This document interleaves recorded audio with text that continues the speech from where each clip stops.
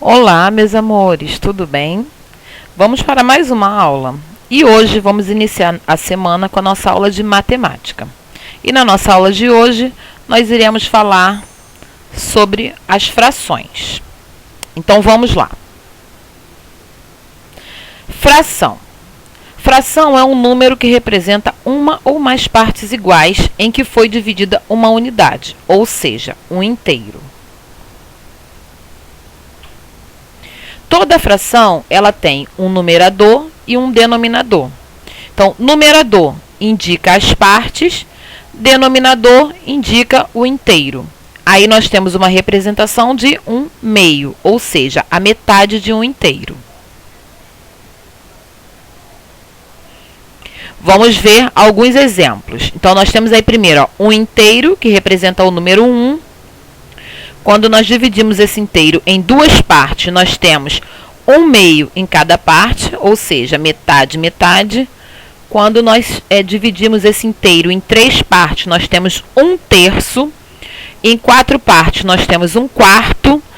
E se dividirmos em 8 partes, nós temos um oitavo. Quando o denominador de uma fração ele for maior do que 10, acrescentamos a palavra avos após a leitura do denominador.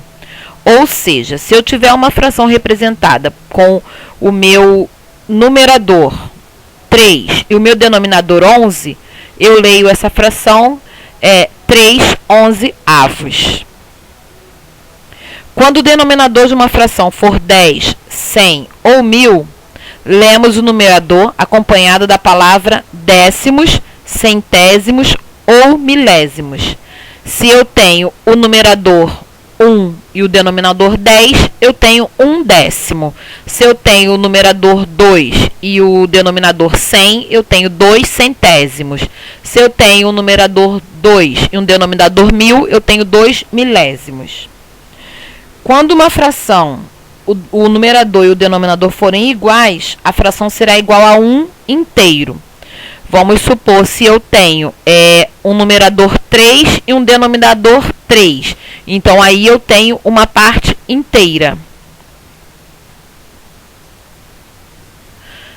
Tipos de fração. A fração ela pode ser própria, que é aquela fração em que o numerador é menor do que o denominador. Por isso, ela vale menos que 1.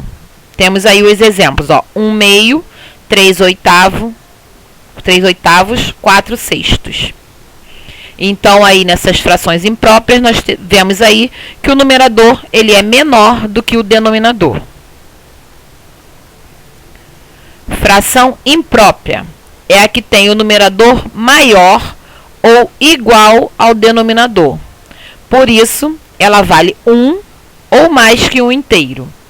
Exemplo aí, ó, 13/5, 3/2, 5/3.